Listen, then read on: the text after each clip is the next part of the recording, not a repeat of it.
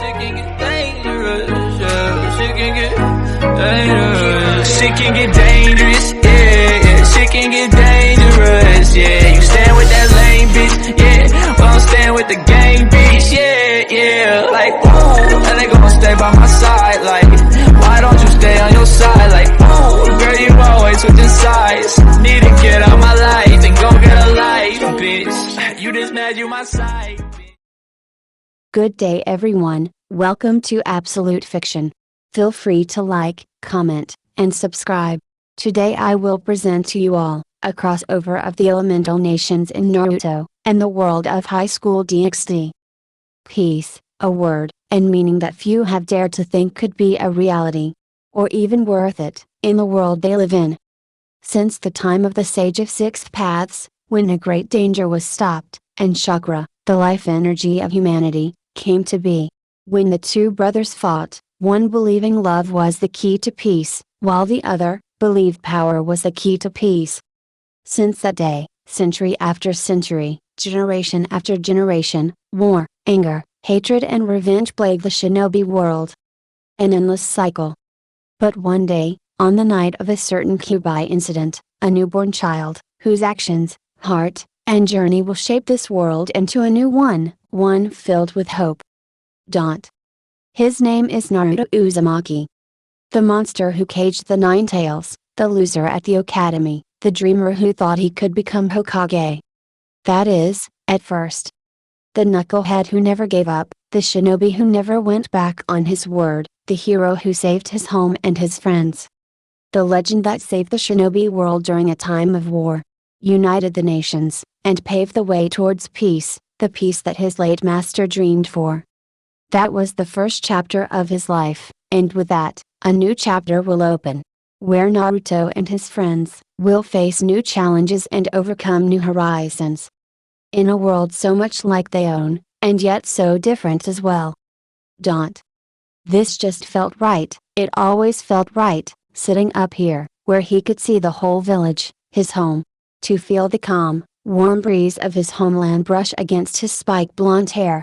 His blue sapphire eyes that shined in the moonlight, and his slightly tanned skin that reflected his nation's natural weather. His most noticeable feature being his whisker marks on each cheek. Naruto always liked being up here, it gave him peace of mind, being able to just relax and enjoy himself, or when he needed to think on his life. Be it past, present, or future. His village has changed so much over the years. After Pain's attack, and the village's reconstruction, new modern buildings were being built. Reaching sizes like the Hidden Mist village have. But his village still kept its artistic design, you couldn't get rid of the classics now. Konoha, or the village hidden in the leaves, was the very first shinobi village that was ever built, by none other than the first Hokage, Hashirama Senju, and the legendary Uchiha, Madara, after the Warring States period. Since that day, the great elemental nations became the leading powers in the shinobi world, each one having one of the 5 strongest hidden villages. The Land of Fire had Konoha. His home has been through so much, the many great ninja wars, and more. While this village is small compared to the many massive cities that litter the Land of Fire, and the other elemental nations. This village has strong symbolic value to so many people and is home to the most powerful shinobi from the Land of Fire. Lately, Naruto finds himself coming up here more and more often as of recently, and people are beginning to notice, and worry. After what Kakashi-sensei told him a few weeks ago, he's been feeling a little lost. He doesn't know what to do about. Naruto-kun, I figured I'd find you up here. Naruto turned his head to see one of the most important people in his life. Well, you do have the Byakugan, so, it's kinda easy for you to find me, you know. She could only giggle at his response. That's true. However, her giggling ended quickly, only to voice her concern to her more than blonde friend. Why do you look so down? He slowly turned his head back at the view of his home. I don't. Naruto felt a bit concerned at being caught out. He only felt a little downcast. He turned back round to her with a smile. I'm fine Hinata, you don't have to worry, I guess I just wanted some time to think. You know. What with all the spare time we seem to have nowadays. he said while gazing at his girlfriend, trying to give her some peace of mind. Hinata always kept him in her thoughts, even way back at their academy days. Took him a while to catch on, and by a while, he meant several years, and by years, he meant a world-ending threat. Still, it's not like her actions helped him understand her feelings. Always getting red in the face if he so much as breathed in her general direction, or fainted if he touched her. Like, how could anyone know she loved him since they were kids? It's not his fault, right? Right? He shook his head. He knew he was right, but decided to brush it off as he got a better look at Hinata. She was a beautiful young lady at the age of 19, same as him. But rather than the slightly tanned skin that he had, she had pale skin that gave off the aura of innocence, but that was part of its charm.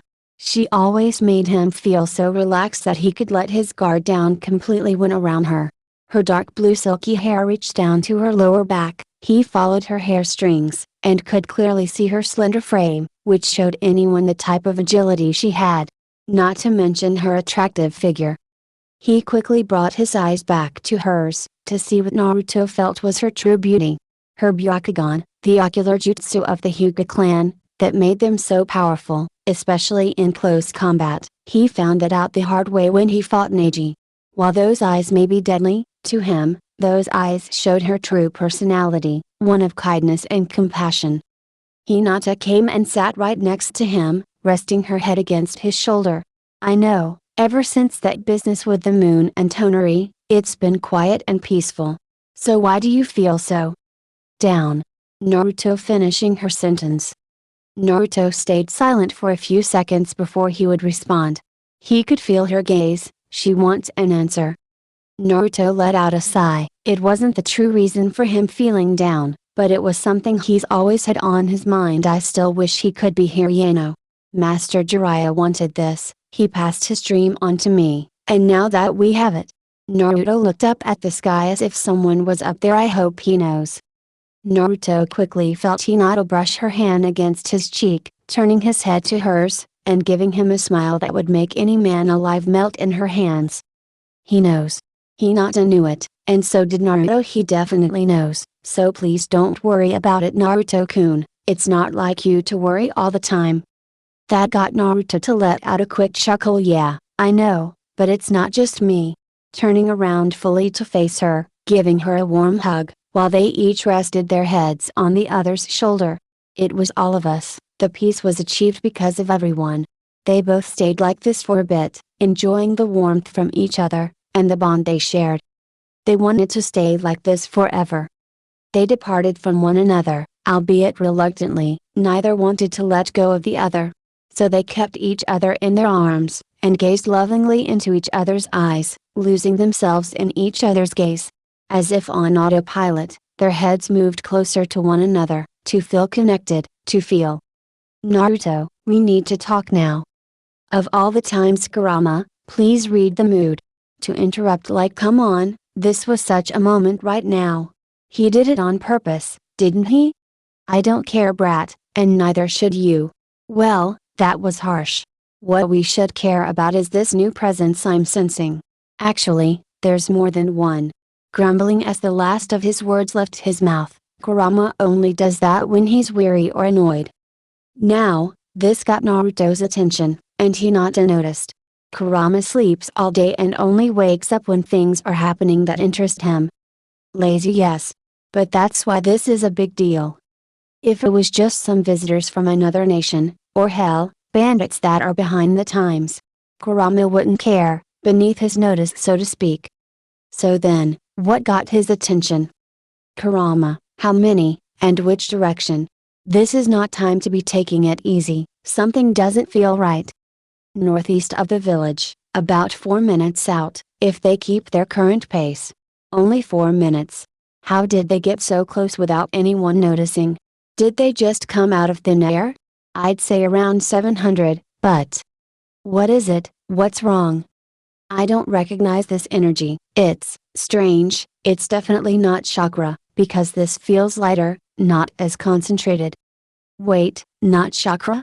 That's a thing. Everyone has chakra. Shinobi, people, animals, even nature have their own form if it It's the life energy of the world, used to perform jutsus. To not have any would mean death, so how can, wait, never mind, save it for later. Right now there are 700 unknowns, with unknown power, and unknown intentions heading towards them. Hinata. Use your Byakugan, do you see anything northeast of here? Surprised was definitely something Hinata was feeling right now. Being unaware of what words were exchanged between Naruto and his partner. She quickly stood up to catch her bearings, bringing her hands together in order to create the ram hand sign, and pulse her chakra. Byakugan. Veins started appearing around her eyes, showing that she has indeed used her ocular jutsu. These eyes grant the user a near 360-degree field of view. With only a small blind spot at the back of the neck, that few could exploit. With X-ray vision to boot, one is able to see through almost anything, objects, people, barriers, you name it. Even being able to see chakra networks, but what was needed here, was the fact that the Byakugan grants the user a long line of sight. From 800 meters to, well, Naruto isn't sure, several miles at least. Hinata's sight passed the village, then it passed the forests until she finally sees what Naruto must be on about. Humans, that was her first thought, but every part of her being was telling her, that whoever these people are, they're not human, far from it. They may have the face and body of a human. But everything else told a different story. They had no chakra or chakra networks to speak of, and a rather strange bone structure at the back, which branch out to, wings? Bat-like wings, maybe, or something close to it. It had a small dip at the base, only to curve upwards, making a rather strange-looking W shape. Hinata poured more chakra into her eyes, increasing her visual prowess. Hinata needs to make sure she didn't miss anything important. She could see it. Some kind of energy flowing throughout their bodies, rather than using a network like chakra did. This energy is traveling through the body's natural vessels, like blood. Hinata had never seen anything like this before, and had nothing to compare it to. Just what is this? As for the amount of energy they had, if Hinata would compare it to shinobi, she saw mostly chonin and a couple of jinin levels of whatever this is. Wait. At the far back, well away from the others, one was by his lonesome. A man looks to be about mid-30s by appearance. His energy was at cage level, but she still had no idea what this energy is or what it's capable of. It won't be long before they reach the village, and for all she knew, the barrier around the village might not even detect them, without chakra coursing throughout their bodies. They needed to act. I see them, Naruto, but they don't have. I know, Kurama told me. This doesn't make any sense, and why now? Why? He stopped his train of thought. Naruto shook his head. Not the time for complaining, it's the time to act. They have no idea who these guys are, or what their intentions will be. If Naruto got closer, he could find out using Sage Mode to gauge their power, and Kurama can sense their intent. Although, 700 people coming to your home doesn't seem like a friendly action in his eyes. Naruto walked to the edge of the cliff, filled with the same determination, and aura he had against pain, against Madara, and against Kaguya. He stopped right at the edge of Hokage Mountain. Hokage Mountain, where the faces of the past and present Hokage, are carved out from the stone. The leaders of the Hidden Leaf Village, and also where the face of his father rests.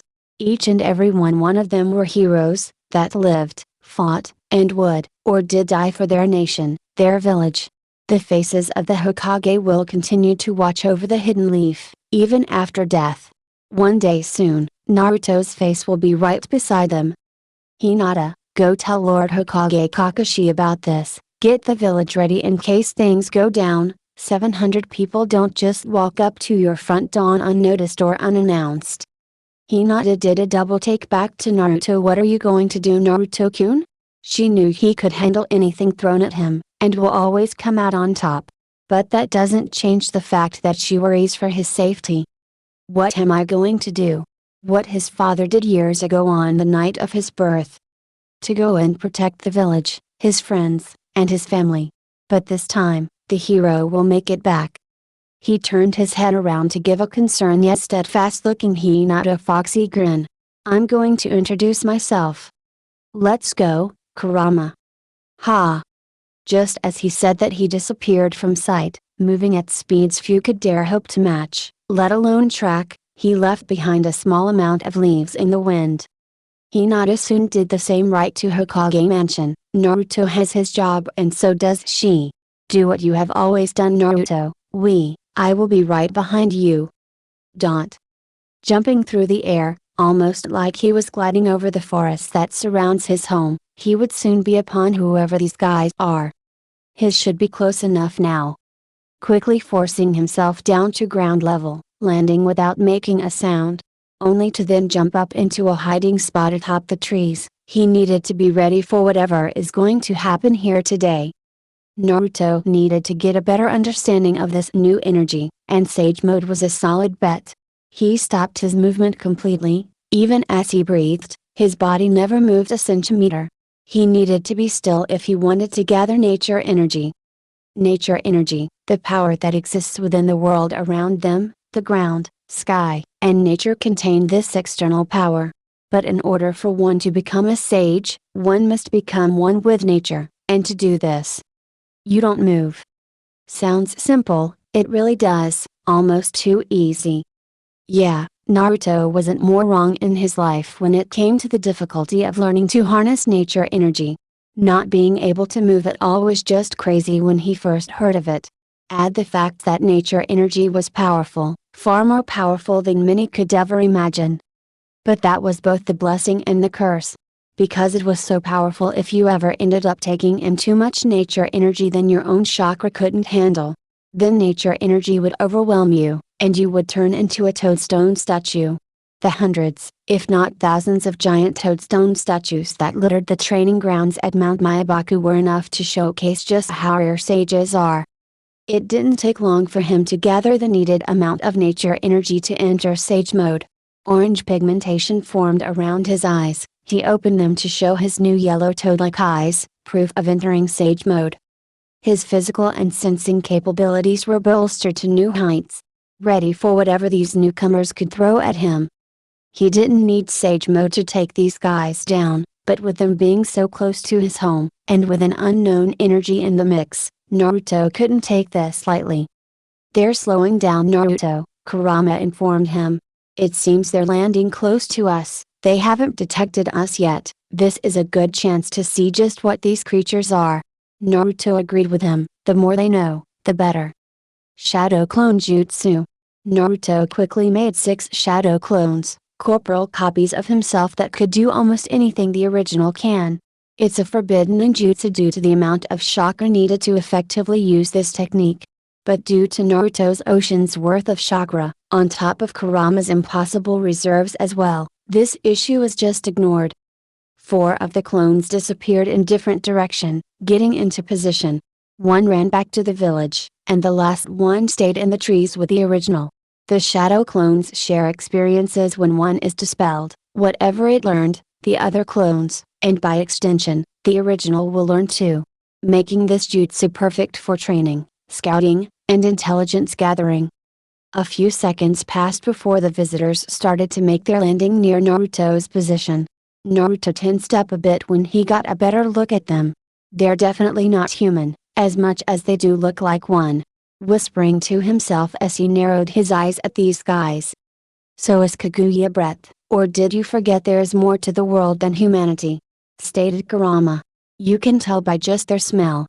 "Yeah, I know, Kurama, and now that I get a better look at them, this energy they have feels weird, dark, not evil, just dark." Confusing Naruto even more. He really didn't have anything to compare them to. Naruto stopped talking as the rest of them landed. Around 200 of them, must be a scouting party, with the rest closing in from behind. The ones that did land were wearing armor, a breastplate with shoulder pads on top, stopping just short of their elbow, along with gauntlets, and a pair of greaves for leg armor. The color was as black as night, with small stripes of dark red running along the edges of the plates. It had a smooth appearance, with only the leg armor having a few spikes. They wielded a type of bike, a combination of a spear and an axe. The axe had the same weird-looking W shape as their wings, only this time it was flipped upside down. There were also some symbols or a type of language along with their attire that Naruto didn't recognize. Well, if we didn't know already, I think we can make a good guess that these guys are from out of town, Naruto stated, joking to both himself and Kurama, getting a small chuckle from the furball. Ha, well, this is disappointing. Naruto quickly snapped his sight to the one that spoke, having gotten back his focus. Are they talking now? Good, time for some eavesdropping. Humans? I thought that beings with great power lived here, yet all we get is pathetic human filth. Screw you too. Ya emo bat wannabe. Naruto shouted in his head, suddenly having the urge to knock this guy's teeth out. The people we're looking for are obviously not here then, Captain, what should we do? One of the others asked, waiting for new orders. That pigsty up ahead will have to make do as a base for now. So let's just simply take it, and have our fun with these humans. He got a dark laugh from the others around him. Now Naruto could handle getting called a filthy human from people he didn't know, nor cared about, but his home is a whole different story. Kurama, I think I've lost my patience. He may have said it as an observation. But Kurama knew better, it wasn't an observation, it was a fact. Hopefully these creatures will be of some, small entertainment. Kurama hoped he would get to stretch his legs against these fools, but it felt like wishful thinking. No longer having any desire for stealth, Naruto stood tall from his perch, time for him to say hello. Vanishing from sight, only to them immediately reappear in the middle of the 200 assholes. None of them noticing that a blonde human just slipped into the middle of their little meet and greet. Naruto flashes a cheeky grin. Hello there. Soon, after registering what he just said, everyone turned around to see who spoke. Only to have their eyes widen at the sight of the spiked blonde-haired human? What, when did he? A human, where did he come from, and how did they not notice him? Don't. No one said a thing as both sides waited for the other to act. These guys were trying to figure out how a human got so close to them without being detected. Naruto was simply waiting for a response. He soon got bored of waiting. Fine, I'll start. Hi, the name's Naruto Uzumaki, and I have a question, who and what are you guys? Naruto kept his grin while waiting for them to answer. But he only got silence. Then he heard a small chuckle from the so-called captain, but this chuckle soon turned into laughter. Who are we? Such impudence, we're devils, and you should know your place, human trash. The captain let loose his wings and charged at Naruto, his spear at the ready to impale him. Naruto could only think, well, that didn't take long, this guy is rude. Naruto just stood there, thinking on what he heard, not at all caring about the charging devil. Did he mean demon, like Morio? No, it can't be. Morio makes each and every one of these guys look like nothing by comparison, so they can't be the same. He's heard stories of devils before, but that's just what they were, stories that no one put much stock in. Then again they did the same with the Sage of Sixth Paths, and look how that turned out. Naruto brushed his thoughts aside to look at the devil about to strike him. So slow. The devil kept his shit-eating grin, thinking this human was so shocked and scared, that he must be frozen in place from fear. This human knew his place, beneath them, beneath him. Just as he was about to kill this human, his eyes bulged, the air was knocked out of his lungs. A fist from Naruto buried deep into his stomach, he vomited blood, unable to understand what just happened. Know my place, right? Naruto scoffed at this devil hanging off his arm. Only for said devil to slide off it, face planting the floor. He's not getting back up, is he? Naruto returned to look at the other devils, he could only smirk at the shocked faces these guys had. I'll ask again. Who are you guys? You said devils, but what do you mean by that, and why have you come to pick a fight with us? They won't answer you, Naruto. I'm sensing an abnormal amount of pride for each of them. Kurama is able to sense the emotions and intent of others. The ego rolling off these devils was just incredible. Did these creatures have pride fused into their very souls? Are they cousins of yours or something? Idiot, do you see any resemblance between us? It's in the tiny details, you know. Above you. Huh. Above him, around 50 devils gathered in the sky, getting ready to strike. Diving down at him like birds of prey. Just as the devils reached him, Naruto threw his arms to his side, and sent out a tidal wave of Senjutsu chakra, blasting all the devils around him, and sending them flying in every direction, breaking their armor and bones from the sheer force and pressure of his attack. Almost similar to Pain's and Sasuke's all-might push, to blast a wave of force in all directions from the user. While it lacks the same power as that ability, it didn't have the 5-second interval between uses. I'm ending this now. Figuring this talk won't get anywhere, Naruto's clones in hiding jumped from their hiding spots, and engaged the reaming devils. They have been caught off guard. Ambush. Why do they look like him? Is he really human? Panic and confusion prevented the devils from making a united front, and Naruto and his clones weaved through them, taking them down one by one. Unable to put up any kind of resistance, what was once 200, became 100, then 50, then 10, and then none were left standing. The battle was over before it even began. Most of the devils were knocked out, but some were killed. This was not how Naruto hoped first contact with an unknown race would go. But while their energy wasn't evil in nature, the intent Kurama felt from them was unmistakable. They came to kill everyone who lived in the hidden leaf. Or worse. 200 down, only 500 to go. Naruto looked back up at his clone he left in the tree. The clone nodded at Naruto, understanding his silent message.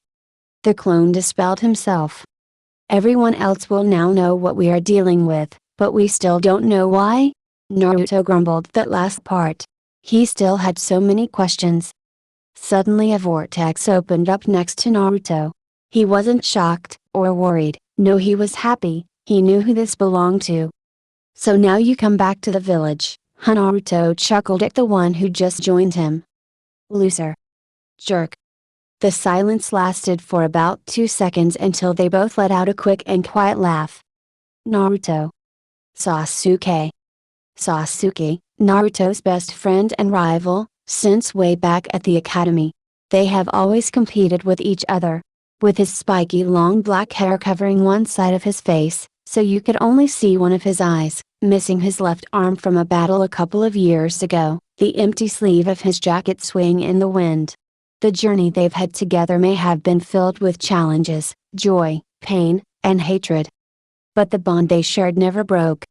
I got word from Kakashi to come back, said that you'd be in the middle of whatever is going on, Sasuke said while still keeping his eyes on the army of devils that are making their way to them as they speak. I don't have all the answers, but apparently devils are a thing, and they want to kill us. Naruto then directed his attention to the many unconscious and dead devils around them. These guys were not very forthcoming. Sasuke simply said, I see. He's always cool under pressure. Naruto then brought his attention back to Sasuke. It's weird, but... What is it? Naruto got Sasuke's attention.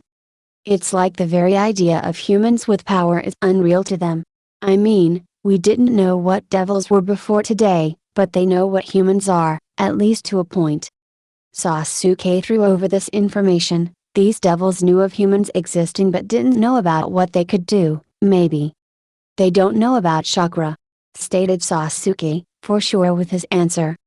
Could he be right, Kurama? If this was true, then where the hell did they come from?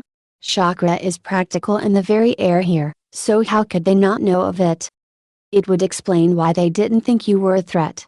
But this would also mean they didn't come from any of the elemental nations if they didn't know about the existence of chakra.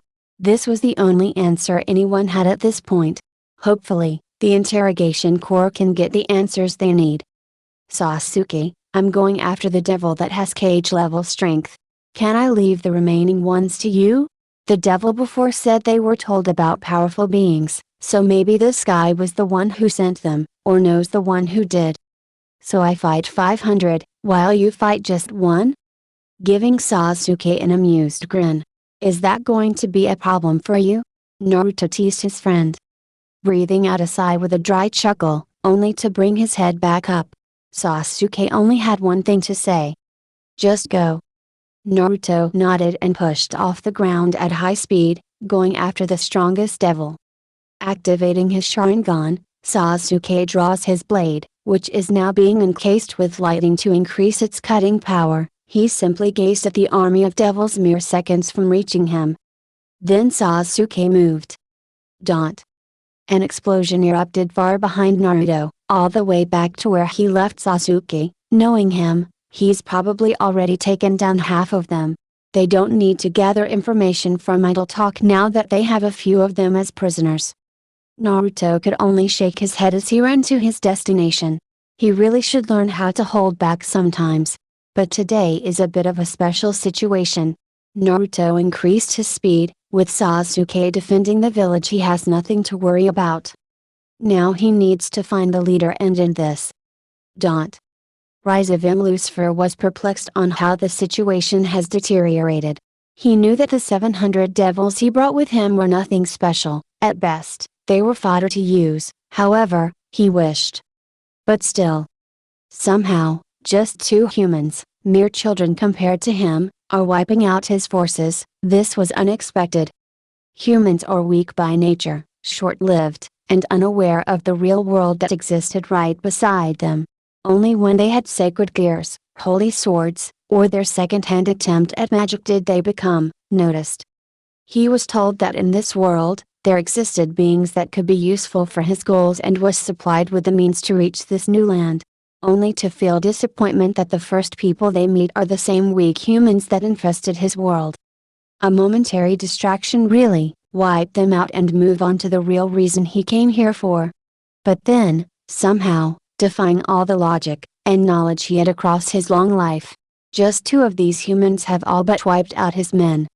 Even if he was in a new world, how could the humans here be so different, to be able to fight and win against devils without the use of magic, or sacred gears? Those that told him about this place will answer his questions about what has transpired here today. Next time he will be more diligent about these humans. As much as Rasen detests them, he must acknowledge the fact that these humans can fight and kill his kind, well, the weakest of his kind. The asset that he brought with him is still at his secondary camp. He must retrieve her before leaving. There's no point in saving the others if they last to humans this badly, then they were merely weak devils that did not deserve to live. He held out his hand to prepare a blue magical circle, to retrieve his pet before he leaves. His plan may have been stalled, but he is nothing but adaptable. Rasen will be back.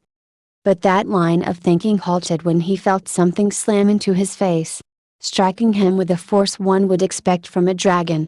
Rasen was sent flying across the ground, going through several trees, not stopping. Even his wings did little to stop his momentum. Only after scrapping across the ground did he finally come to a halt. His nose was broken, and he could taste his own blood. "What hit me?" was the only thing that came to mind. He slowly stood up from his recent crash, a twitch from his cheek. That hit was nothing to scoff at. He dusted himself off and looked around his location to find who dared strike at him. Only for something to land a couple of meters in front of him. The dirt kicked up, preventing him from seeing who it is. As the dust cleared up, he finally saw who it was. A human with spiked blonde hair, and yellow toad-like eyes with some strange orange coloring around them. A headband tied around his forehead with some type of leaf symbol engraved into the metal. He wore a long-sleeved black zipped jacket that covers his whole upper body with orange trousers and sandals. His right arm was complete wrapped in bandages, while his left arm wasn't. Rasen Lucifer was convinced that this was one of the 2 humans that has been killing his men. But the question still remains, how? He indeed felt no power from him, be it demonic, angelic, or magical.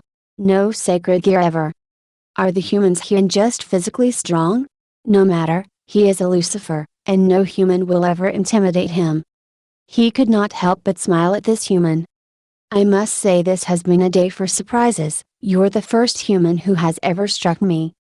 The blonde only stared at him, he didn't talk or break eye contact. For humans to have such power is most interesting, a far cry from the weakling your species are back home. But his grin then turned into an evil one. Even still, that has not changed, be it there, or here. Quickly gathering his vast demonic power, Rasen Lucifer created a blue magical circle in front of him and blasted a beam of pure demonic energy at the human. This attack had more than enough power to kill many high-class devils in an instant. The attack engulfed the human, as all anyone could see was an explosion that took out a large portion of the surrounding forest. Leaving nothing but dirt and debris in its wake, a scorched earth would be an adequate description. The human was dead, that much Rasen knew, and now without any more interruptions, he will. Crack. Huh. Rasen looked down and saw the earth below his feet crack a little. Guess he overdid his attack. Only for the earth to give in, and a fist shot out of the ground, rocketing towards him.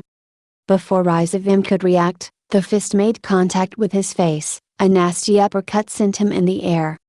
What? Was the only thing he could think of as he soared into the air. He attempted to stop himself from exceeding by bringing out his wings. He barely managed to stop his movement. Only for the same human that he killed before, appearing above him, with the sun shining bright behind him. Rasen was temporarily blinded by the sun's rays. The human dived down towards him with a leg held up high. Naruto Uzumaki barraged. The heel of his foot smashed on top of Rasen's head, slamming him back down to the earth. Impacting the ground like a missile, pain coursing within his head. This human, what is he? Don't. Naruto could not hold back or take his time with this fight. This devil looked to be around mid-30s with silver hair and a short beard on his chin. But his power was without a doubt cage level. It rivaled that of Tobirama Senju, the second Hokage, and if this guy was a genius like Lord Second, then Naruto won't give him time to plan. Naruto landed on the ground, ready to finish off his disorientated opponent. 3 Sage Art Frog Kumite strikes would have killed any normal enemy, and he had to pull his punches against the devils from before. But even that killed some of them. But just as he hit the ground, a giant blue circle appeared underneath him, the same thing that shot out that attack from earlier. Naruto quickly jumped to the side to avoid the same attack from before, only for the same circle to keep appearing wherever he landed, forcing him to keep dodging, jumping further back. Naruto narrowed his eyes as over 15 more circles appeared around him in the air. They surrounded him in a cage of blue lights. So he can create these things both from his hands and in the air. Naruto quickly looked back at the devil. But he needs to use his hands to create them, so it's similar to hand signs in its application. He creates the circle, and then the circle creates the attack. Naruto was surrounded with no way out. This guy was good, no doubt. Before the attacks were fired, Naruto pulled out a kunai from his ninja pouch, the iconic weapon for any ninja. But this one was unique. It was a tri-pronged kunai, the same one his father, Minato Namikaze, used that made him so respected and feared. Naruto threw the kunai at the devil, travailing at speeds that broke the sound barrier. Rasen smirked, his spells would fire before that knife would even reach him. The kunai was mere seconds from Rasen. But then the magical circles fired. Just as the beams were about to touch Naruto's skin, he used his father's favorite jutsu. The Flying Raijin Jutsu. Naruto, much to the Rasen's surprise, appeared right in front of him just as the beams struck the ground. The massive explosion rocketed behind him. It gave Naruto's presence an aura of intimidation. The only thing Rasen could focus on was Naruto's blue eyes that shined like lights in the dark. Naruto then brought out his hand. His was holding something. It was blue, and spinning like a typhoon in one's hand, and it was growing in size, to be even bigger than both of them combined. Rasen did not want to get hit by that attack, and so he brought out his wings, to either fly away or use as a shield. Then 2 puffs of smoke from each side of him caught his attention. He saw 2 people that looked identical to the human he is currently fighting. The clones moved fast, quickly grabbing onto his wings, using the strength they gained from Sage Mode to keep him in place. Sage Art Odama Rasengan. The attack slammed into Rasen, He felt his entire body spinning as if his skin and organs were being grinded and torn apart. He could not scream as the attack knocked all the oxygen out of his lungs. Until the human let go, and the ball pushed forward as if it had a mind of its own, taking Rasen with it until he started to literally spin with the attack. Around and around and around and around until he could not keep his eyes open. Travailing over 50 meters back, until he struck a cliffside, the attack imploded. The cliffside gave in, burying him under rock and stone. The flying Rasen Jutsu, a technique that uses seals as markers for teleportation. They did not need that much chakra to use, and they did not have a range limit. You could place as many of these seals as you want on almost anything. People, objects, weapons, you name it. This technique, and the Rasengan, which his father created by basing it off of Kurama's most powerful attack, made Minato a legend during the Third Great Ninja War, and hailed as the Yellow Flash. Naruto saw his father use the technique many times during the Fourth Great Shinobi War. He's always wanted to follow in his footsteps and surpass his father. First adding an element to the Rasengan, then master the flying Rasen Jutsu, and then finally becoming Hokage. During the years of peace after the war, Naruto began training in the use of seals that the Uzumaki clan were so famous for. Even after becoming close to an expert on them, and being able to use the flying Rasen Jutsu in combat like his father could, he has not surpassed his father with the technique, not yet, but he will one day. Rasen barely dug himself out of the rubble. His body is in agony, it felt like his organs and bones were ripped apart. Blood was pouring out of every orifices he has, and flesh wounds covered his entire body. Then he noticed. His left arm was gone, only a bleeding stump remains. How? For once in his life, Rasen Lucifer could not understand. He was a pure-blooded devil. A descendant of Lucifer. And yet, that human has stripped him of his flesh. That thing is not human. It can't be human, how can it? He looked up once he heard the sounds of footsteps, he was coming for him. That sound, what is that? He could hear it, the sound of something grinding against the very air itself. He forced himself to look up. And for once in his life, he felt afraid. The blue ball appeared again, as big as before, but this time it had blades. 4 white blades spun around it, cutting up the very air around them. It looked like a giant shuriken. Surrender, or you will lose more than just an arm. It was not a threat or a statement. It was a promise.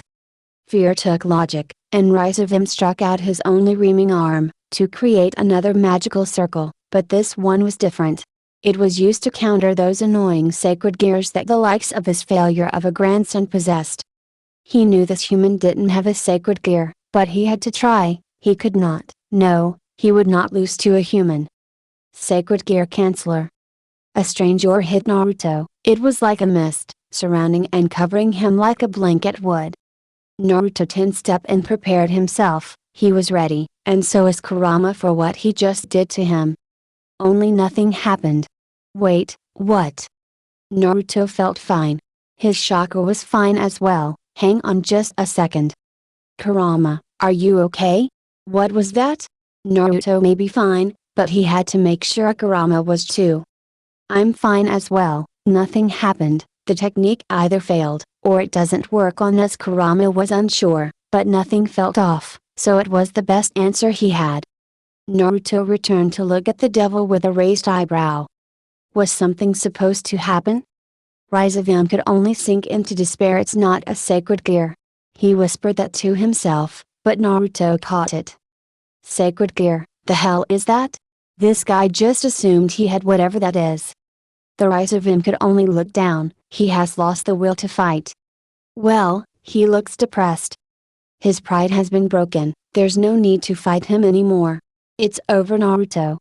He's right, this guy just shut himself out, and this was not something Naruto intended. Maybe he can get help after he sorts out the arrogance of his. But for now, there is nothing he can do. Naruto was just about to release his attack, only to hear a large roar coming from behind him. The hell was that? Naruto turned around to see who just showed up. He can't seem to sense who this is. The ground was rumbling, he could hear stomps, something big was coming. Birds flew from their nests as the trees gave way to whatever is making a beeline for him. It finally appeared.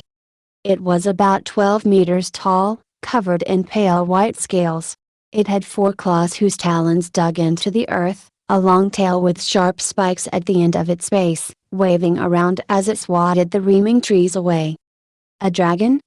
Naruto had read about dragons in some stories when he was a kid, but the only real dragons are the elemental jutsus that shinobi use. So is this a living breathing dragon, or some kind of jutsu?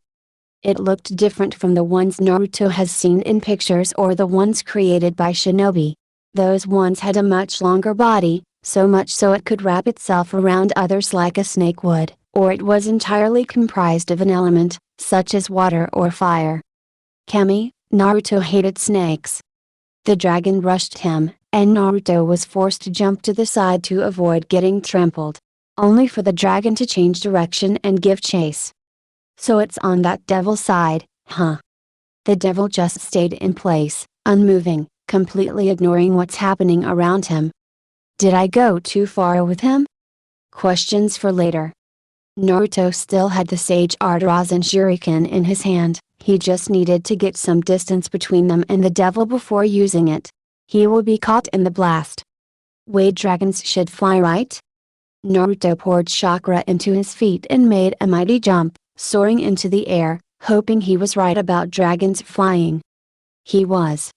The dragon did take flight, chasing after him, mouth open ready to tear him apart.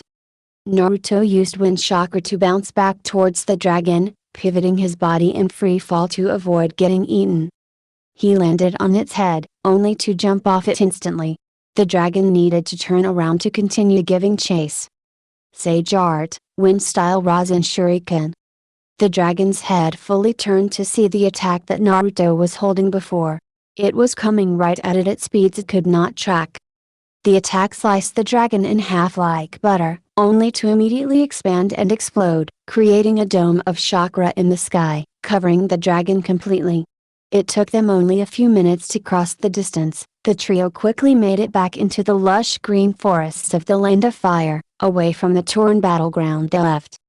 I see them, 15 devils and a young woman. They could not hide from Hinata's Byakugan even if they tried. They haven't noticed us yet. What are their locations? Sasuke wanted to end this quickly.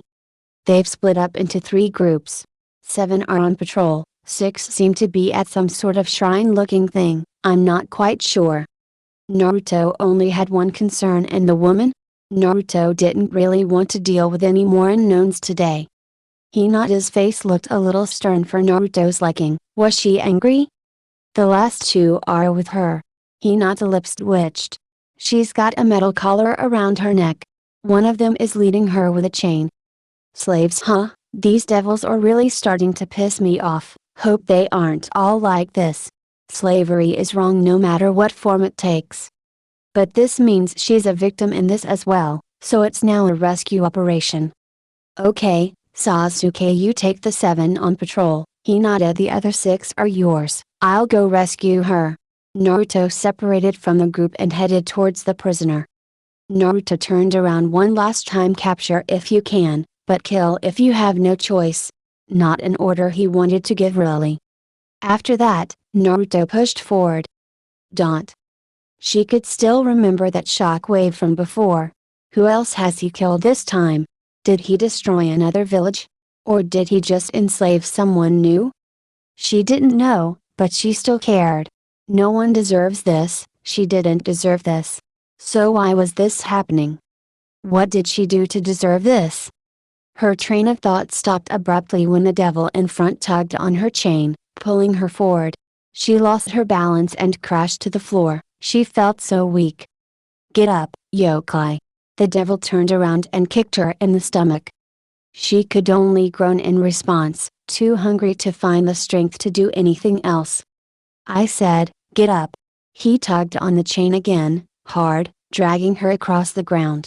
She grabs onto the metal collar to try and push it away from her throat, to stop it from choking her.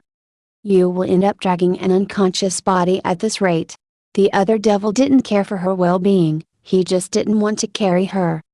Suddenly, both devils froze, they couldn't move, could barely breathe. They didn't know how. But they knew why. Someone or something was here. They could feel the killer intent upon them. As if all the joy they had in the world just left their souls. A dark voice came from an infuriated blonde, his canine teeth became bigger, sharper and more apparent, his blue eyes turned red with slits as an iris. His whisker marks became more defined. He looked like a wild beast. Or a fox that was ready to tear them apart. No, but you two are going to need amputations after I'm done with you. Don't. Her head was still down, she could hardly hear whoever spoke or hear the screams of two terrified devils. She lifted her head only a little to see them fall to the floor, not dead, but their eyes told her they saw fear itself. Was she going to die here? She didn't have the strength to run or fight, no way to resist what has come for them. Is this it? She waited for the end. It never came. Hey, you're going to be okay, I promise. Who said that? That voice felt so different from what it sounded like before. A hand reached down and touched her shoulder. She flinched when the hand made contact with her skin, she hated being touched, the fear of what might happen. But instead of pain, she felt safe.